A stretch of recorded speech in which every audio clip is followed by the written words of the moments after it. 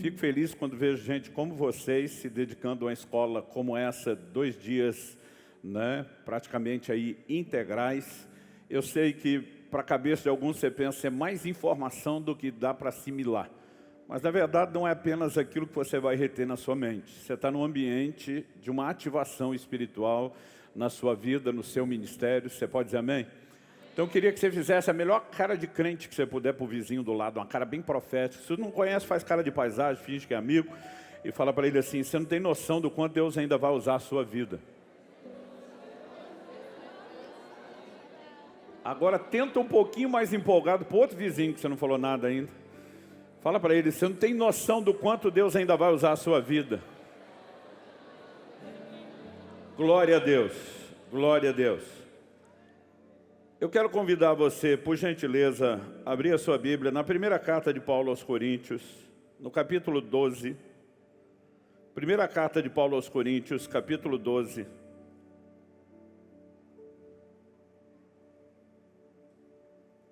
E nós vamos ler a partir do versículo 1 até o versículo 11. Eu vou ler na Nova Almeida atualizada, mas qualquer que for a sua versão, acompanhe comigo. O texto sagrado diz assim: irmãos, não quero que vocês estejam desinformados a respeito dos dons espirituais. Vocês sabem que, quando eram gentios, se deixavam conduzir aos ídolos mudos, conforme vocês eram guiados. Por isso quero que entendam que ninguém que fala pelo Espírito de Deus afirma anátema Jesus. Por outro lado, ninguém pode dizer Senhor Jesus, senão pelo Espírito Santo. Ora, os dons são diversos, mas o Espírito é o mesmo. E também há diversidade nos serviços, mas o Senhor é o mesmo. E há diversidade nas realizações, mas o mesmo Deus é quem opera tudo em todos. A manifestação do Espírito é concedida a cada um, visando um fim proveitoso. Porque a um é dada, mediante o Espírito, a palavra da sabedoria. A outro, segundo o mesmo Espírito, a palavra do conhecimento. A um é dada no mesmo Espírito a fé. A outro, no mesmo Espírito, dons de curar. A outro, operações de milagres. A outro, profecia. A outro, discernimento de espíritos. A um é dada a variedade de línguas. A outro, a capacidade para interpretá-las. Mas um só. E o mesmo Espírito realiza todas essas coisas, distribuindo-as a cada um, individualmente, conforme Ele quer. Eu quero chamar a sua atenção para as manifestações dos dons do Espírito Santo, dos dons espirituais. A versão que eu li diz: não quero que vocês estejam desinformados. A maioria das traduções optou por: não quero que vocês sejam ignorantes. Eu acredito que uma das maiores barreiras que nós temos para um fluir mais intenso, mais útil, mais prático nos dons do Espírito Santo é justamente a ignorância, a desinformação. E quando a gente fala de ignorância, é importante ressaltar que o apóstolo Paulo não falava que esses irmãos ignoravam a existência dos dons. Era uma igreja onde todos os dons do Espírito Santo estavam em operação. Aliás, o apóstolo Paulo escreve muito mais para corrigi-los sobre a maneira de operar nos dons do que para instruir sobre a existência dos dons. E não só isso. Em 1 Coríntios, no capítulo 1, no verso 7, ele diz: de maneira que não lhes falta nenhum dom. Essa palavra traduzida dom lá no capítulo 1, verso 7, é a mesma palavra traduzida dons aqui no capítulo 12. É a palavra grega carisma. Ela se refere às manifestações do Espírito. E Paulo está dizendo: não lhes falta nenhum dom. Então, de todas essas 9 manifestações que Paulo lista, e 9 na Bíblia é um número de frutificação, não é coincidência. Quando você estuda os dons do Espírito, né, você vai perceber que assim como o fruto do Espírito tem 9 características, os dons também são 9 manifestações distintas, você ainda pode agrupá-los em 3 grupos de 3.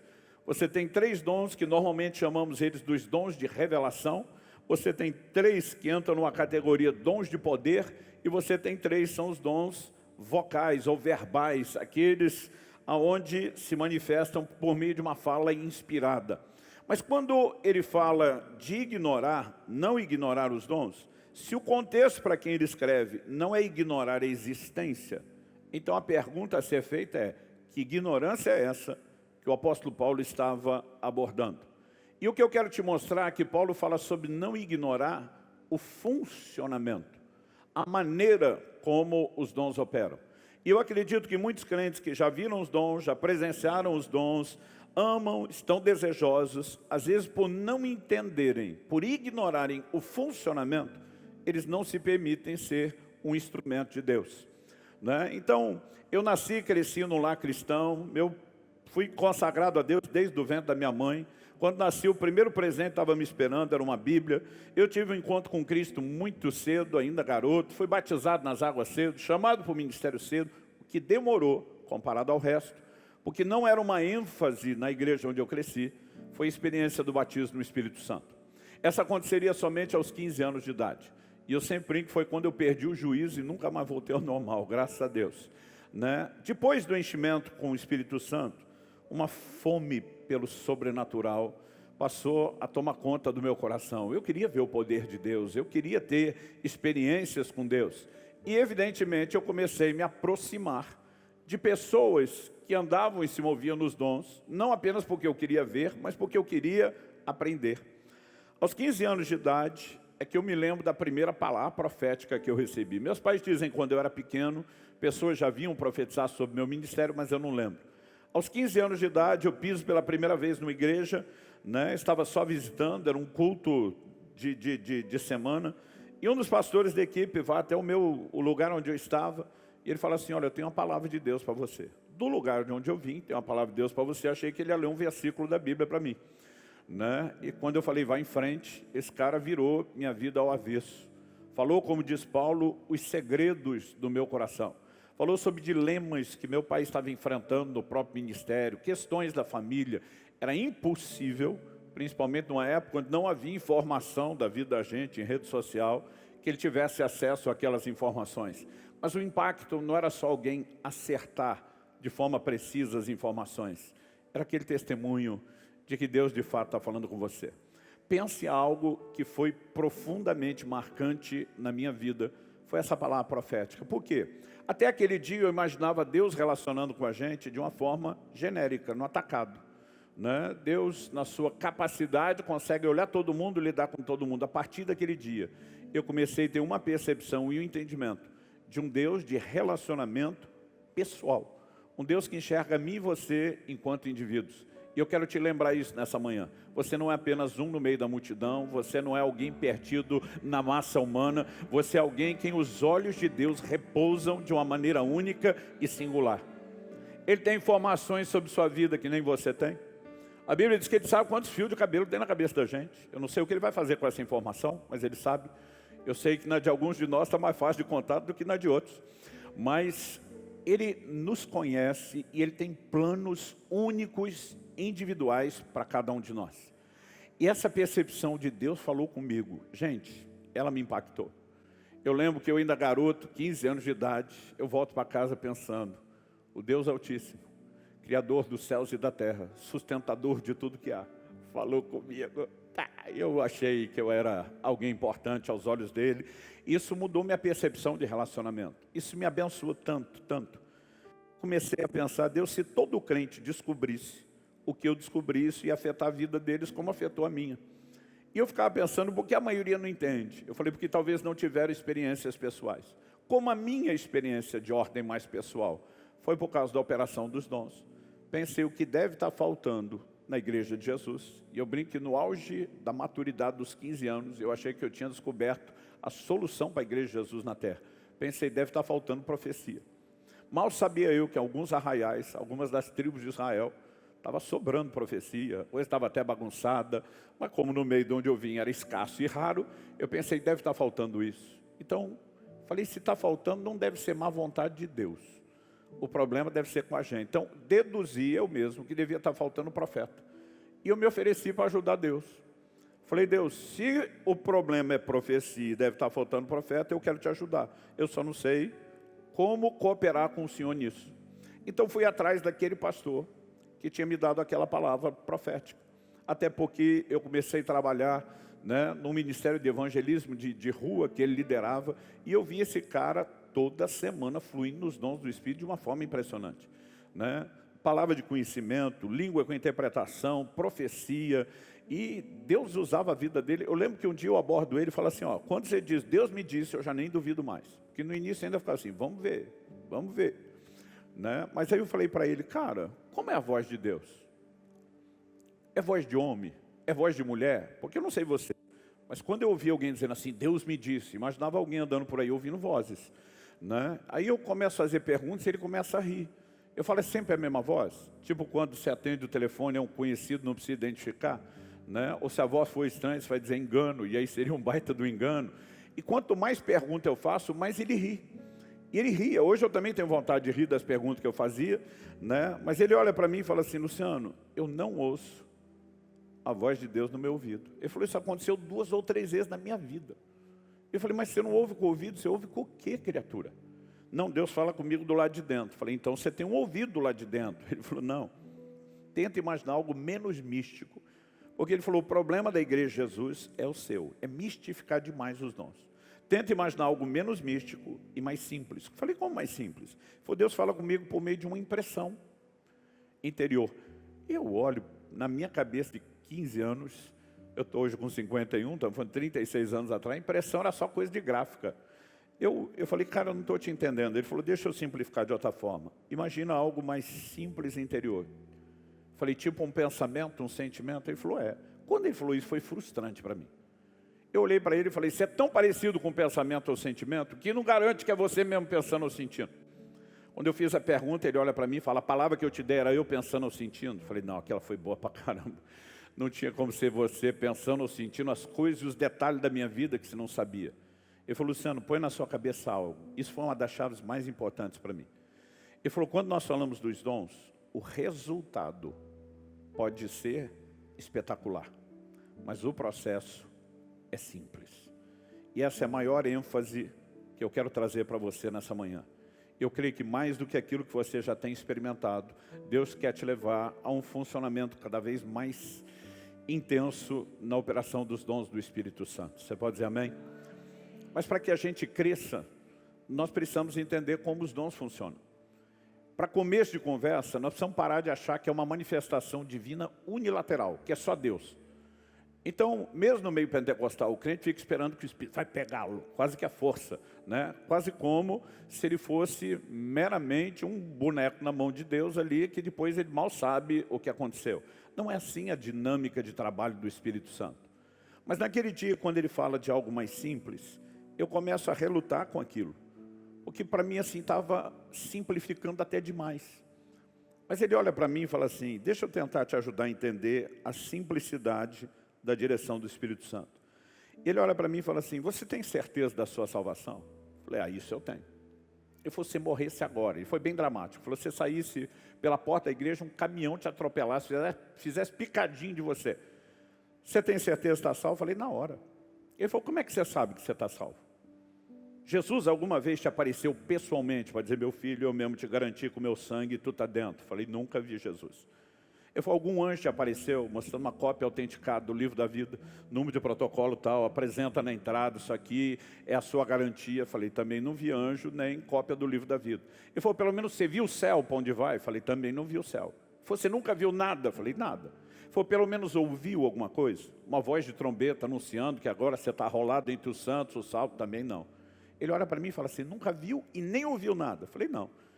Ele me pergunta, como é que você sabe que é salvo? É a resposta que eu dei na época, eu dou até hoje. Eu sei, porque sei, porque sei. Se fosse hoje, eu aumentaria. Como é que eu sei? Não sei, só sei que eu sei. Porque eu sabia que eu sabia que eu sabia. Eu só não sabia como é que eu sabia, mas que eu sabia, eu sabia.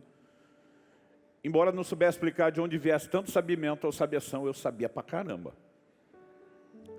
E aí ele olha para mim e fala assim, eu vou te explicar qual é a fonte da sua sapiência. Só para mostrar que eu aprendi a palavra certa, tá? Não tem sabiação e sabimento. Ele falou assim, Romanos capítulo 8, verso 16 diz, o Espírito testifica com o nosso Espírito que nós somos filhos de Deus. O verbo testificar é sinônimo de testemunhar. Então ele falou, tem um testemunho interior no seu espírito. Não é uma voz audível, não é uma visão espetacular, mas te comunica algo com muita clareza. E ele falou, interessante que ele fala isso logo depois de 2 versículos antes, ter dito no verso 14, os que são guiados pelo Espírito de Deus são filhos de Deus. Como que o Espírito guia? O Espírito testifica no nosso espírito. Ele falou, Luciano, você precisa aprender a simplicidade, algo que nós chamamos de testemunho interior. O Espírito Santo nem sempre vai falar de forma audível e espetacular. E sabe, é aí que eu e você precisamos aprender, eu repito, a simplicidade do processo. Porque o resultado pode ser espetacular, mas o processo será simples. E se a gente não souber entender essa dinâmica de interação, nós não vamos fluir com o Espírito Santo como poderíamos. Então, quando as pessoas me perguntam, pastor, como é que eu posso aprender sobre os dons do Espírito? Como a gente aprende a fluir nos dons? Eu falo, fluindo. E a turma me olha, como assim? Eu digo, como é que você aprendeu a andar de bicicleta? Andando e caindo. Ou aqui no Pará ninguém cai quando está aprendendo. São acertos e erros e você vai refinando o processo. Como é que um crente aprende a orar, gente? Orando. Você pode até frequentar um seminário, uma escola de oração, mas não tem nada melhor para um novo convertido. O cara converteu é colar em gente que ora. Né? Vamos buscar Deus, vamos para as vigílias, vamos para o monte, porque quanto mais você faz, mais você aprende a fazer. Eu sou pai de 2 filhos, eu nunca fiz um cursinho de paternidade. E as pessoas às vezes perguntam, puxa, como é que eu posso aprender a ser um bom pai? Eu digo, sendo. Porque muitas coisas na vida, além de um potencial depósito divino, intuitivo, que a gente não tem conhecimento, elas dizem respeito ao exercício. E quando a gente fala dos dons, não é diferente. Dá uma olhada em 1 Coríntios, capítulo 14, verso 31. O que é que o apóstolo Paulo diz sobre isso? Ele diz assim, porque todos poderão profetizar, um após o outro, para que todos aprendam e sejam consolados. Ele diz, todo mundo na igreja pode profetizar. Um de cada vez, ele pode até fazer fila, para que todos aprendam. O que significa para que todos aprendam? Não é que quem está ouvindo o que vai profetizar está aprendendo algo com ele. Ministério de ensino na Bíblia é baseado em argumentação, raciocínio, questionamento e informação. Quando ele está falando para que todos aprendam, aprenda a profetizar. Como é que eu aprendo a fazer? Fazendo. Agora, de preferência, não fazendo sozinho, fazendo debaixo de supervisão, de discipulado, de acompanhamento, de orientação. Olha comigo o que Paulo diz no verso 12 de 1 Coríntios, 14, capítulo 14, verso 12. Assim também vocês, visto que desejam dons espirituais, procurem progredir para a edificação da igreja. Outras traduções são mais específicas, né, em dizer, procure progredir neles para a edificação da igreja. Então, nós precisamos entender que há uma progressão nos dons. Ele disse, você quer dons? Ok, mas tem que crescer. Como que se cresce? Por meio de um aprendizado. Como funciona o aprendizado? Existe um elemento teórico, Paulo está ensinando, e quando ele começa dizendo, eu não quero que vocês sejam ignorantes, ele não está falando de ignorar a existência. Ele vai trazer orientação sobre não ignorar o funcionamento. Ele diz, se alguém fala em línguas, que haja quem interprete. Se não vai haver interpretação, não precisa falar para toda a igreja. Fala com você e com Deus. Se forem profetizar, ele diz 2, no máximo 3. Quando for revelado algo ao outro, o primeiro cala, da vez para o outro. Ele está dando orientações práticas sobre como nós funcionamos. Então, há um elemento teórico de ensino bíblico e há um elemento prático. E a combinação deles com supervisão de gente, né, mais madura nos ajuda. Por quê? O que eu e você precisamos entender, e aí eu vou voltar onde eu estava falando antes, que a operação dos dons, elas não são uma manifestação unilateral da parte de Deus. Elas são uma operação conjunta. Paulo diz em 1 Coríntios 13, em parte conhecemos, em parte profetizamos. Significa o quê? Que até quando eu e você estamos liberando uma palavra da parte de Deus, isso vai fluir através de uma linguagem, vai fluir através de exemplos, que são coisas que nós conhecemos. Eu uma vez vi um camarada dando uma palavra profética para o outro, e ele falava a respeito de como o rim, que é responsável por filtrar o líquido do corpo, também precisa ser hidratado e limpo. Eu brinco que nem na escola aprendi tanto sobre o rim como naquela palavra profética. E ele estava dizendo para aquele pastor, Deus tem te usado para pastorear pastores, para limpar a vida deles, mas se você não for lavado no ambiente da presença de Deus, você não vai suportar a carga que você está carregando. Ele fez todo um paralelo. Eu ficava pensando, meu Deus, nem na escola aprendi tantos. Eu nunca teria dado uma palavra profética daquela, porque eu não tinha toda aquela informação. Mas Deus usa aquilo que conhecemos com uma inspiração, que também trará coisas que não conhecemos. Mas quando você olha para a própria definição de profetizar, a gente viu no capítulo 12 que Paulo começa dizendo, ninguém que fala pelo Espírito de Deus. A definição bíblica de profetizar é falar por outro, mas não é falar sem nenhuma participação. Então, se você entender a interação, que é uma parte da ação do Espírito Santo, e há uma outra responsabilidade da sua parte, que é tanto perceber como corresponder, isso facilita você entrar na dinâmica desse universo de operação dos dons do Espírito Santo. Então, quando eu estava diante daquele pastor fazendo perguntas, ele falou assim para mim, Luciano, você está me fazendo essas perguntas porque você tem o desejo de profetizar? Eu falei, é. Ele falou, a Bíblia diz que Deus opera em nós o querer e o realizar segundo a sua boa vontade. Ele falou, eu quero acreditar que até esse seu desejo de fluir no profético, já é Deus te provocando, te chamando a atenção para algo. Então ele falou assim, eu quero te ajudar a entender essa dinâmica. Foi em primeiro lugar, para de achar que vai vir a coisa mais espetacular do mundo. E foi nesse dia que ele falou essa frase que eu adotei para sempre. Ele falou, o resultado pode ser extraordinário, o processo é simples. Ele falou, a palavra profética que eu te dei marcou sua vida para sempre. Falei, marcou. Ele falou, para você foi mais empolgante do que para mim. Falei, como assim? Ele falou, eu não fazia ideia que eu estava falando de detalhes tão profundos da sua vida. Para você foi objetivo, concreto. Para mim que falei, foi subjetivo, abstrato. Eu falei, mas como assim? Ele falou, Luciano, eu não falei todos os detalhes que você leu na sua mente. Como eu dei muito detalhe que você sabia que não podia ter, mas ainda assim você tem toda a leitura da própria vivência, você foi mais impactado com o que eu falei do que eu, que não tenho a mesma certeza que você que está ouvindo. E de repente ele começa a me ajudar a ter percepções. Ele falou, Luciano, o que nós precisamos acreditar é que a gente não tem que estar no domínio de tudo, a gente tem que ter um mínimo de interação com Deus e acreditar que Ele vai fazer o resto.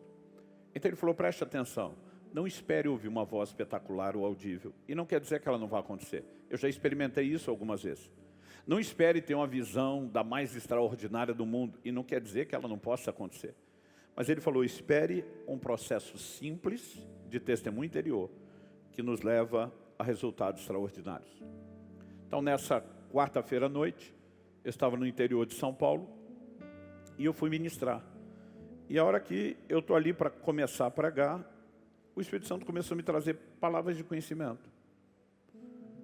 E eu lembro de simplesmente ter parado e ter dito assim, olha, tem uma pessoa, eu não sei se você está aqui, está nos acompanhando aí pela internet, pela transmissão, mas você está com um problema sério de cálculo renal.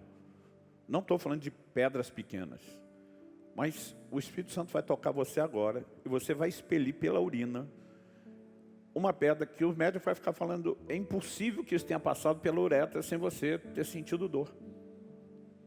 Mas assim, aquilo foi uma coisa simples que veio no meu espírito. Eu simplesmente falo aquilo e volto a pregar. No dia seguinte, o pastor que me levou na igreja, que é o supervisor do pastor local, ele me mostra a foto. Falou, isso aqui é uma pedra de 7 milímetros, que foi expelida ontem por uma uretra de 2 milímetros, sem dor nenhuma. Ele falou, um dos nossos pastores não conseguiu ir para a igreja. Ele foi para o hospital por causa do sofrimento. Na hora que você começou a falar, eu mandei para ele na hora a mensagem. O pastor está te dando a palavra que diz que vai acontecer isso com você. Né? E ele falou assim, cara, ele já foi, saiu. Ele falou, hoje está na nossa reunião, não ficou no hospital, né? Não precisou de mais nada. E normalmente, se você ouvir só o testemunho, você fala, uau, que coisa espetacular. Mas quando a gente para pensar o processo, aquilo era muito simples. Se você não tem a capacidade de discernir, você pode pensar, é só uma ideia, é só um pensamento, é só um sentimento. E eu comecei a ver, ao longo da minha caminhada, que nós precisamos aprender, não só a entender a simplicidade do testemunho interior, mas como interagir com ele. Então, por exemplo, aquele pastor me disse naquela vez, falou, Luciano, normalmente depois de um ambiente como que nós temos de oração e adoração, seu espírito, seu coração vai estar mais sensível, suscetível ao Espírito Santo. Não quer dizer que ele só age em ambientes como esse, mas quando Eliseu diz, trazei-me um tangedor e alguém começa a adorar a Deus, você percebe que num ambiente de entrega e rendição, às vezes é mais fácil. Então ele falou, para você que está começando, fique atento, principalmente depois do tempo mergulhado na presença de Deus, oração e adoração. Ele diz, de repente você vai olhar para alguém e você não vai ter uma revelação clara.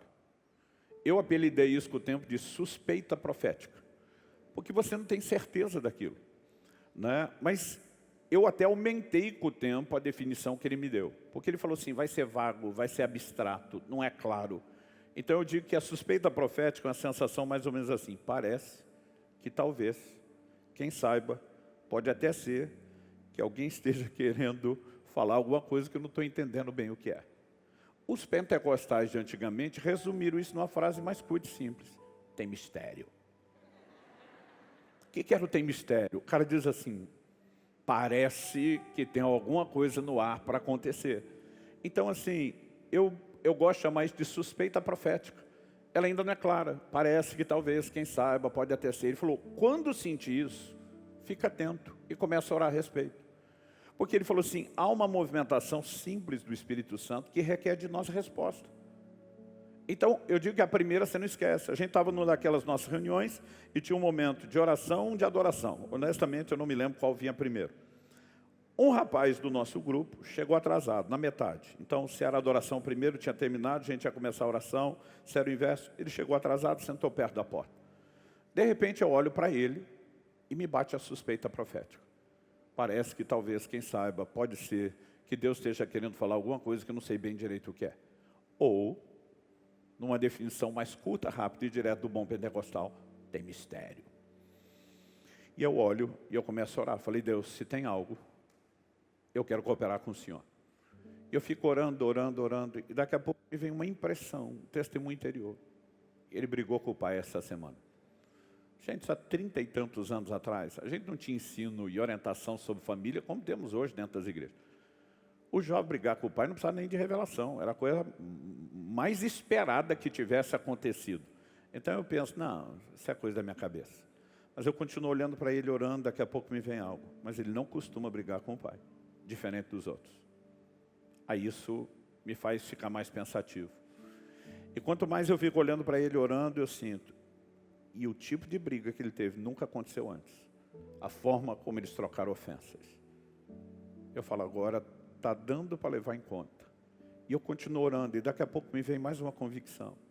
E ele está debaixo de culpa e condenação pelo que aconteceu. E ele não quer sair à rua com vocês, falar de Jesus, testemunhar. E eu quero que você o encoraje a entender o perdão, voltar depois procurar o Pai para a restauração, mas estar com vocês na rua. Agora eu tenho um quadro mais completo. Aí você acha que eu fui lá dando carteirada, assim diz o Senhor? Não, porque esse mesmo pastor me ensinou, falou, Luciano, você não precisa chegar dando carteirada de profeta. Até porque o aprendizado, você está num processo onde você está suscetível a errar. Então tem que ter cautela. Quando a Bíblia diz, busca com zelo os dons, não haveria necessidade de zelo, de cuidado, se não fosse um ambiente isento de erros. Mas podemos errar não porque os dons são falhos, mas os receptores são falhos. Então ele falou, a gente tem que ser cauteloso. Então ele falou assim, lembra que um tempo atrás eu tive que dar uma bronca em vocês, tudo, a maior parte daquele grupo de evangelismo eram jovens solteiros. Ele falou assim, agora que está todo mundo cheio de Deus, do Espírito Santo, a próxima coisa que vocês querem na vida é resolver o casamento. Ele falou assim, começa o tal de um dar a cantada em cima do outro aqui dentro. E ele um dia reuniu todo mundo e falou, gente, casamento é coisa séria. Não deveria ser só uma união de pessoas, deveria ser uma união de propósitos.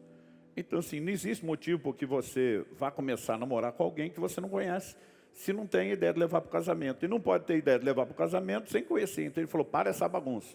As coisas dentro da igreja, no reino de Deus, não são como eram lá fora. Então ele falou, desenvolvam amizades, criem relacionamentos para se conhecer.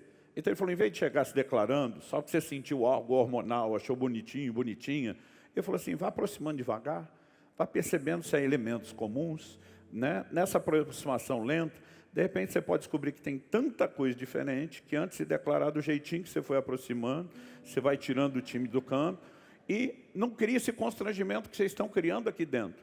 Aí ele olha para mim e fala, você lembra daquela aula? Eu falei, lembro. Ele falou, pensa a mesma coisa em relação aos dons do Espírito. Eu falei, como assim? Ele falou, não chega se declarando. Ele diz, dá um passo de cada vez. Você pode ir sondando o terreno, você pode fazer uma checagem, uma conferência, se o que você tem é mesmo de Deus. Porque você está no início, você está aprendendo. Então, eu não fui para aquele cara dizendo, Deus me disse. Primeira coisa que eu chego para ele, falei, e aí, tudo bem? Ele, tudo, mas com um sorriso amarelo que não enganava ninguém. Eu pensei, não está bem. Eu falei, desculpa fazer a pergunta. Eu dei o primeiro passo. Por acaso você brigou com seu pai essa semana? Ele arregala os olhos e disse, sim. Quando ele falou sim, eu criei coragem, mais um passo. Mas você não costuma brigar com seu pai? Não. E a briga que vocês tiveram foi num nível que nunca aconteceu. Ele, e ele está cada vez mais surpreso. Falei, vocês trocaram ofensa nesse nível. Sim, e o seu coração está assim. Quando chega a última fala minha, ele, como é que você sabe isso tudo? Aí eu estou valente. Deus me disse! Mas Deus me disse, entrou no fim. Gente, eu nunca imaginei que uma orientação pudesse deixar tão simples, tão fácil, o caminho para que a gente se mova. Então, assim, na igreja brasileira, você tem os grupos, normalmente pentecostais, onde os dons sempre tiveram presentes, e aqueles que ou pregavam sensacionismo ou viviam na ignorância. Na nossa escola pentecostal, durante muito tempo, a escola prática é de que os dons têm que ser espetacular, de que você tem que chegar gritando, fazendo barulho, dando carteirada. E para quem está começando, a gente fica com dificuldade. Eu muitas vezes dizia para Deus, eu não duvido do Senhor, eu duvido de mim, da minha capacidade de te ouvir. Se eu tiver certeza que é o Senhor, eu vou que nem o louco, mas eu preciso ter certeza que é o Senhor. Então, assim, essa orientação para mim, ela foi muito prática, foi muito fácil de começar a lidar, porque eu comecei cada vez mais a fazer a tal da checagem. Então, às vezes eu abordo uma pessoa.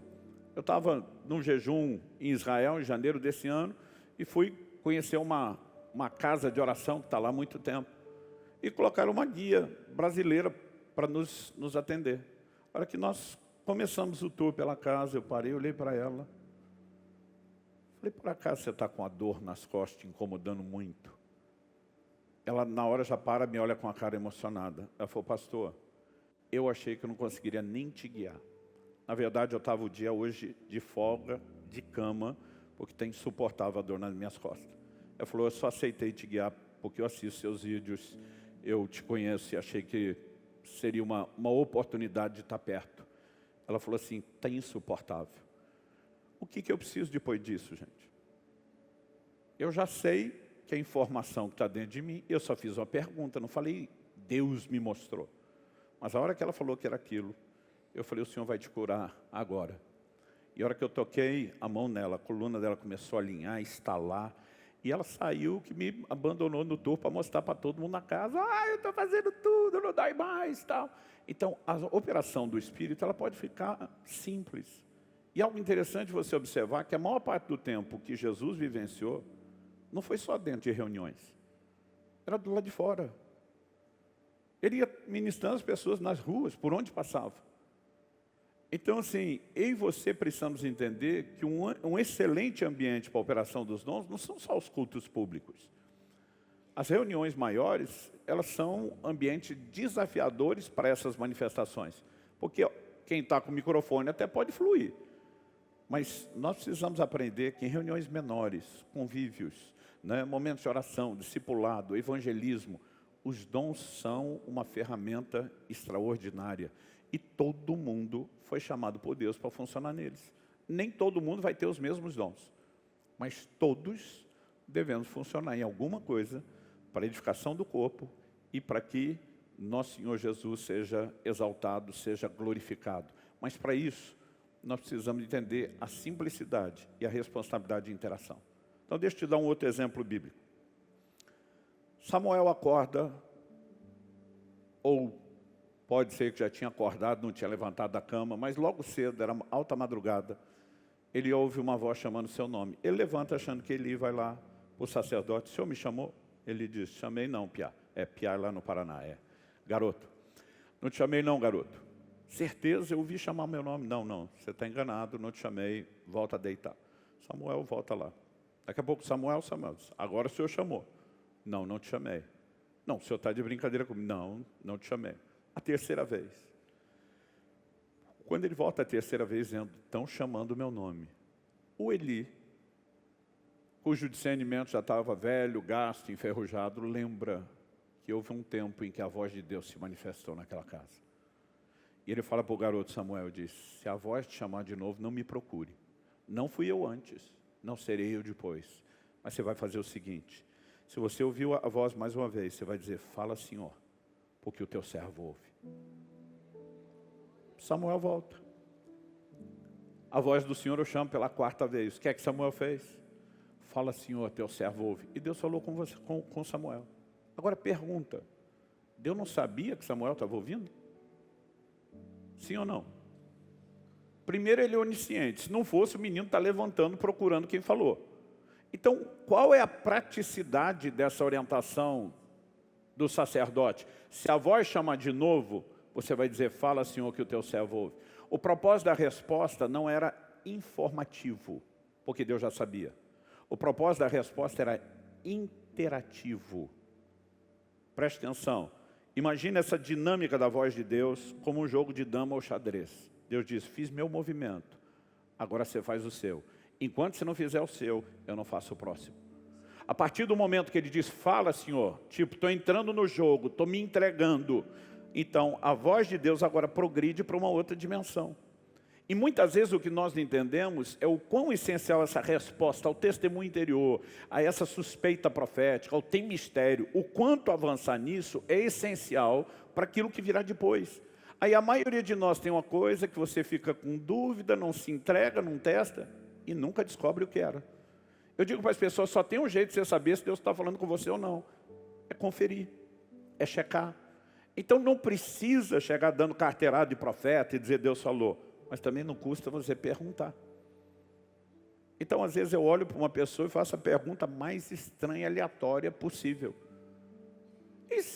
Outro dia alguém falou, pastor, e aquele jovem, você perguntar, você brigou com seu pai? Não. Não costuma? Não. Não aconteceu isso? Não. Não. E ele fala assim, por quê? Dizer, por nada, curiosidade. E, ó, tirava o time de campo sem me expor.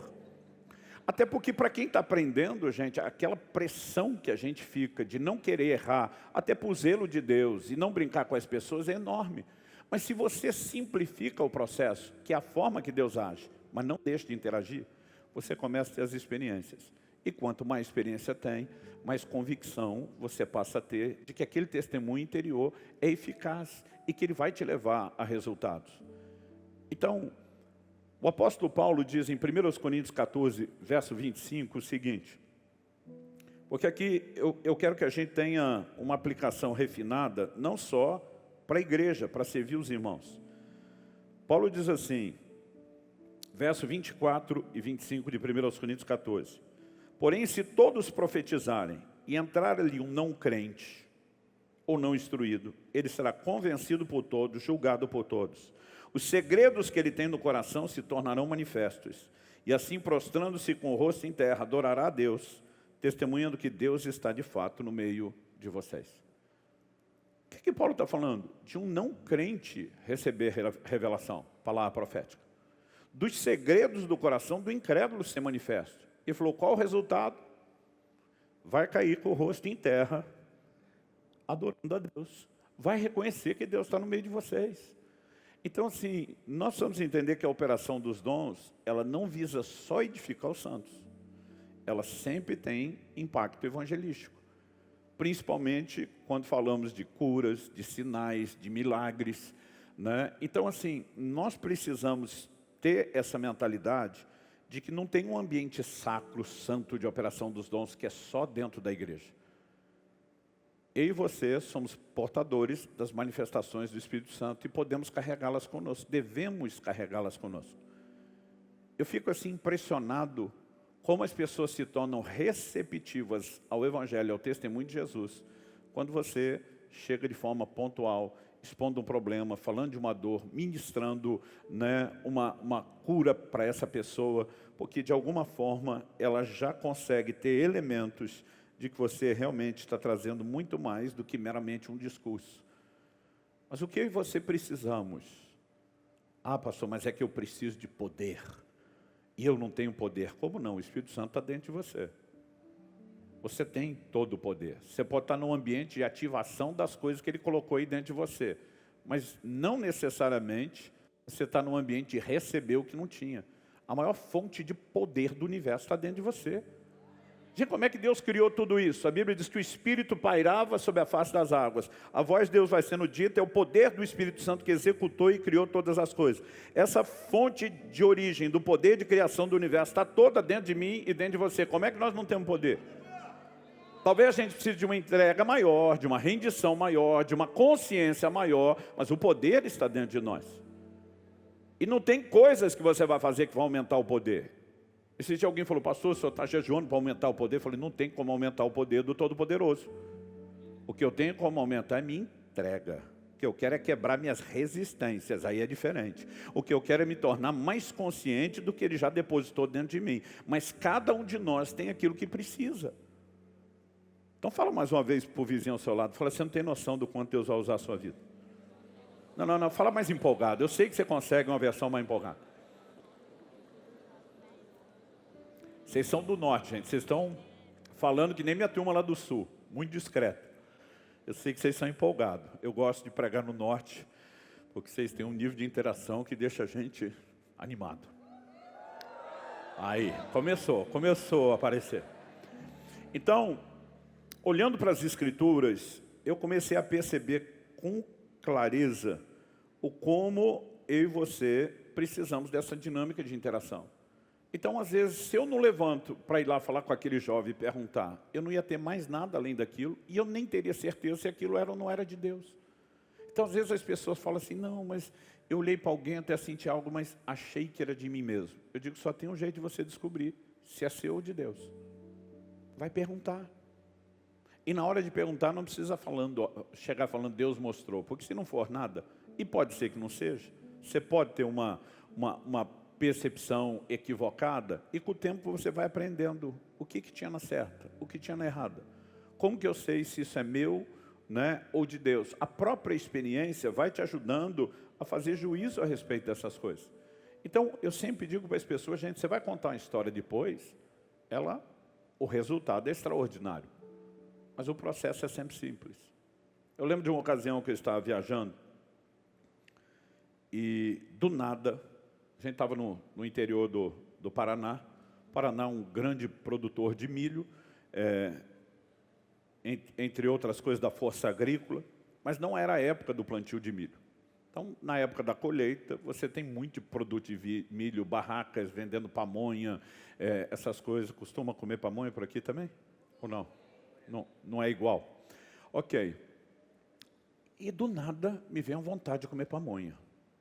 Assim, parece que uma coisa entrou em mim que era comer pamonha. Não era uma vontade qualquer, era um desespero. Eu falo para o irmão que está dirigindo, eu falei, ó, você vê uma barraca aí com produto de milho, para que eu quero comer pamonha. Ele falou, não é época de milho. Eu falei, mas se vê uma, para. Aí parecia uma barraca de longe, assim, eu dizia, diminui. Não, está fechado. Reduz o carro aí, senão você vai ter que... Não, está fechado. E a gente foi, e nada. Não tinha... Eu estava indo para uma cidade chamada Arapongas. Nós passamos primeiro numa chamada Apucarana. Acho que são 18 quilômetros de uma para outra. Quando passou a Apucarana, ele falou, ó, não tinha até aqui, não tem mais. Pode esquecer. Mas no meio do caminho, eu vejo de longe um outdoor gigante, escrito pamonha. Falei, o cara não ia pintar um negócio desse se não tivesse pelo menos congelada para vender. Aí eu falei para ele, reduz, encosta. Encostamos. Quando nós descemos do carro, eu lembro que eu vi um camarada encostado, não sei se era uma cerca, um muro que dividia o terreno, mas o cara está encostado de longe. Quando nós descemos, eu vi que ele não parava de me olhar. Ele não olhava para o outro pastor, mas ficava assim me encarando, e aquele negócio começou a me incomodar. Eu nasci num lar cristão, graças a Deus, depois de ter sido cheio do Espírito Santo aos 15 anos, nunca mais briguei na rua, mas até aos 15, gente. Eu cresci na periferia de Campinas, que é uma cidade assim, o índice percentual de violência para a população equipara e ganha Rio e São Paulo. E quem cresce na periferia aprende as leis da sobrevivência.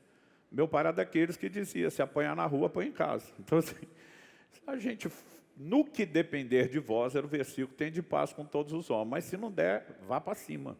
Foi só depois que eu fui cheio do Espírito Santo, aí desde então, eu brinco que eu estou invicto. Nunca mais perdi e nunca ganhei também, né? Nunca mais briguei. Mas até os 15, só Deus sabe. E demorou para eu me livrar de um hábito. Qual era o hábito? Às vezes o cara te encarava, te olhava torto, você olhava de volta. Não é porque você quer briga, você quer intimidar e garantir que não vai ter. Isso virou uma cultura. Eu demorei para me livrar disso. A hora que eu vejo que o cara está me olhando demais, a hora que eu percebo, já estou reagindo. O cara continua me encarando ele de volta. O outro que estava comigo, gente boa, antes de converter, tinha sido assaltante de banco. Já me dá uma olhada, quem é que está pegando, eu mostro, ele olha para o cara, olha para mim, ele faz assim, ó. Qualquer coisa também dois. Eu vou para a barraca de pamonha e eu percebo que aquele par de olhos está me acompanhando. Eu ainda estou incomodado, encarando o camarada. Pergunto o que é que tem, quanto custa, escolha minha. Quando eu pego a pamonha, a vontade desapareceu. Do jeito que veio, foi embora. Eu me senti assim, a criatura mais ridícula aqui, que eu estou fazendo aqui, porque eu estou comprando essa pamonha. Aliás, quando eu disse para ele na estrada, estava com vontade de comer pamonha, ele olha para mim e fala assim, e cabe? A gente acabou de sair de uma churrascaria, de um rodízio. Eu falei, se não couber, a gente leva para a viagem. Mas na hora que eu peguei a pamonha, sumiu a vontade. E eu me senti a criatura mais doida. Eu falei, Deus, eu estou doido. Não era nem para ter vontade, porque eu estava realmente saciado. Mas agora que eu compro, ela vai embora. Nessa hora me vem o testemunho interior. A pamonha não é para você. Eu não te trouxe aqui por causa dela. Aí eu já começo a ligar a antena profética, porque o tem mistério baixou. O que é que o Senhor quer? Porque eu estou aqui. De quem é essa pamonha? E o testemunho interior vem. A pamonha é para o cara que você estava olhando feio até agora. Aí eu olho, o cara ainda está me encarando, eu estou encarando ele de volta. Pensei, se for Deus vai dar bom, se não for vai dar ruim. Peguei a pamonha, aí mantenho a pose ainda, eu encarando ele. Parei perto dele, assim, uma distância de segurança, uns 2, 3 metros. Ninguém fala nada. Falei para ele, aí ó, vai te parecer estranho, maluco. Mas Deus mandou eu comprar essa pamonha para você. Quando eu falei isso, os olhos dele enchem de lágrimas e começam a correr. Por fora eu estou com a cara de paisagem, por dentro. Ele olha para mim e falou, moço, faz 3 dias que eu não como. Eu estou morrendo de fome. E diz, eu fiquei encostado aqui por mais de 1 hora.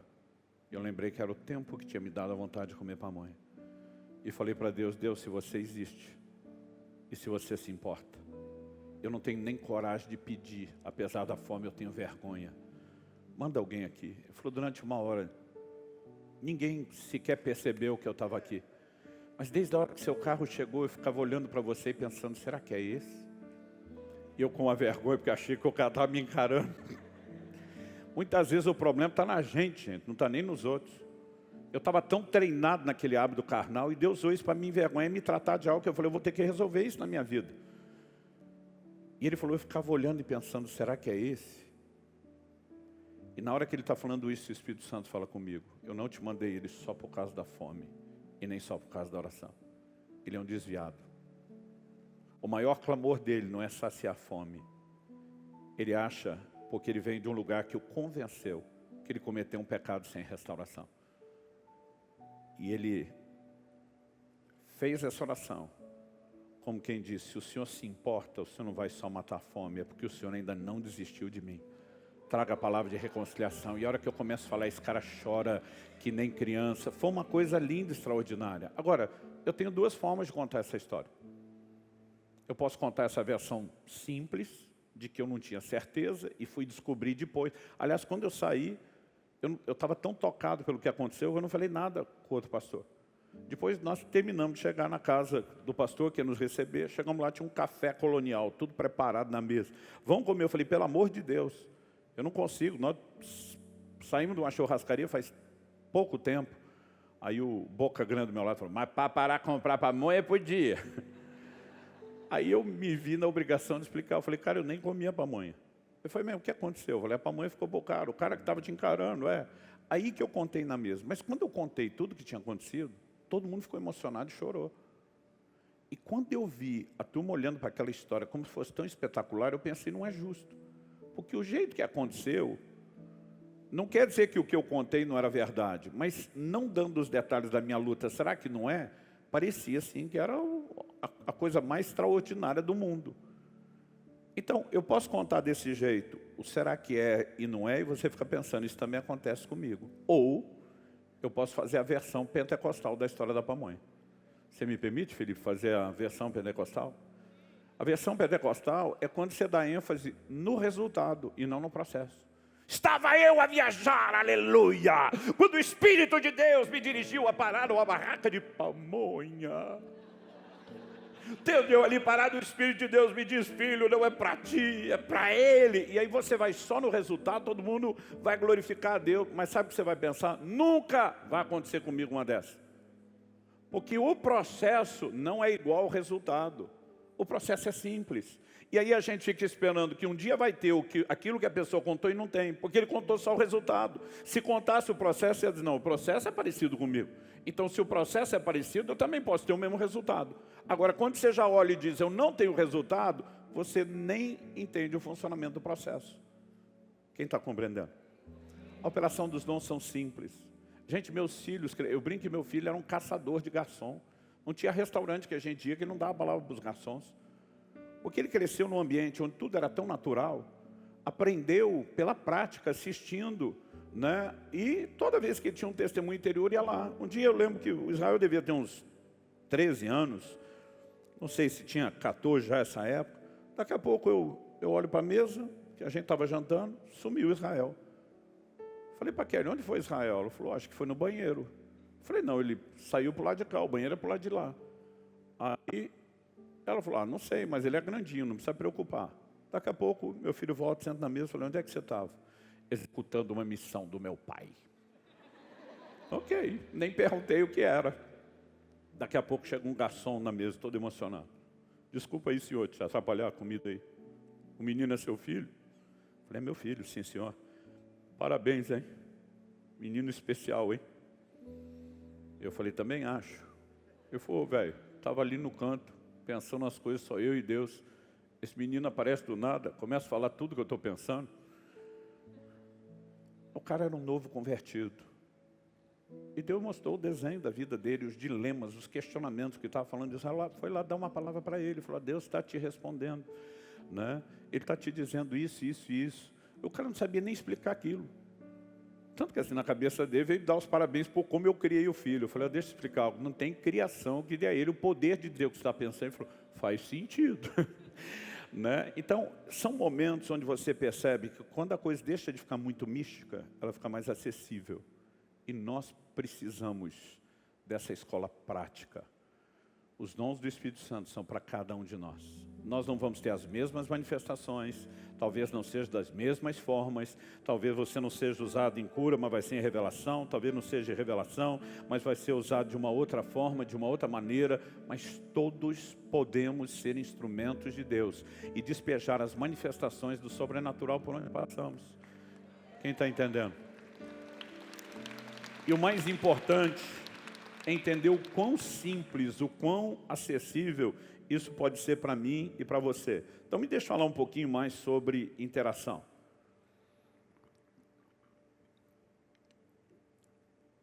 Em 1 Timóteo 4,14, o apóstolo Paulo diz assim, não seja negligente para com o dom que é em ti, o qual te foi dado por imposição de mãos do presbitério e profecia. A palavra dom ali, carisma, de novo, manifestação do Espírito Santo. Mas quando ele diz para Timóteo, não seja negligente, ele mostra que se o dom fosse uma operação divina unilateral, só de Deus, então Timóteo não tinha responsabilidade nenhuma. O Espírito Santo ia pegá-lo, fazer o que quer, e depois foi embora. Mas quando ele está dizendo, Timóteo, não seja negligente, ele está dizendo, não é só o Espírito Santo, tem a sua parte.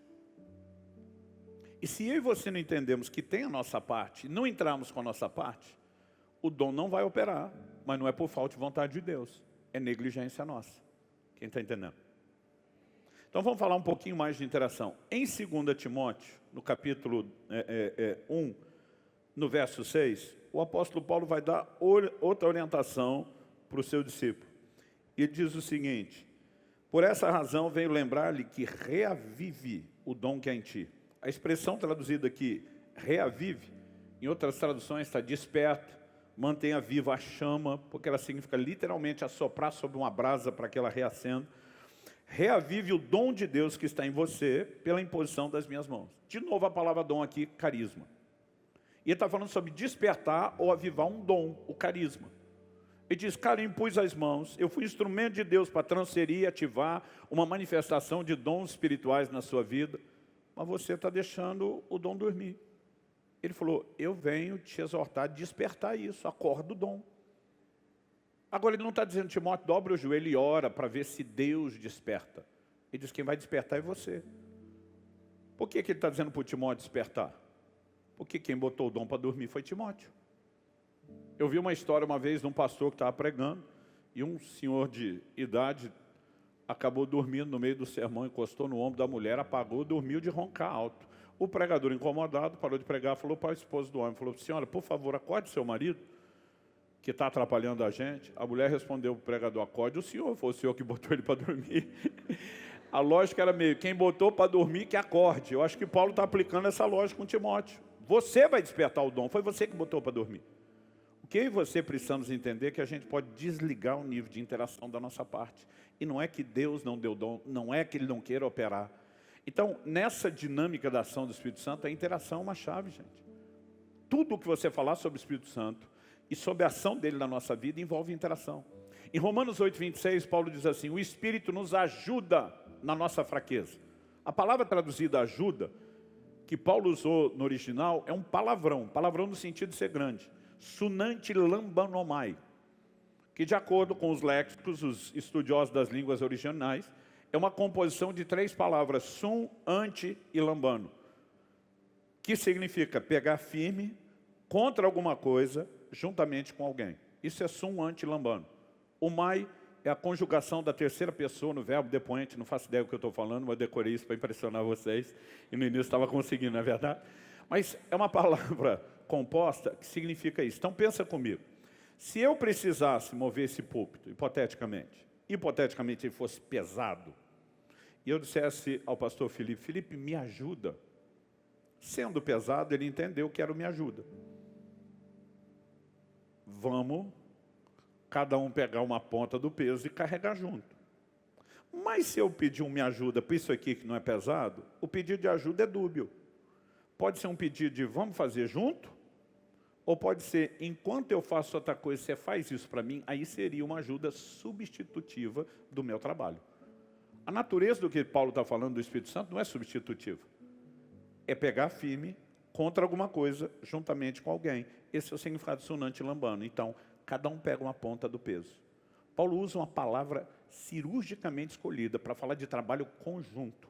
Ou seja, a ajuda do Espírito Santo não é substitutiva, é interativa. Dá para entender isso? Tem a parte dele, tem a nossa. Ele pega uma ponta, eu pego outra.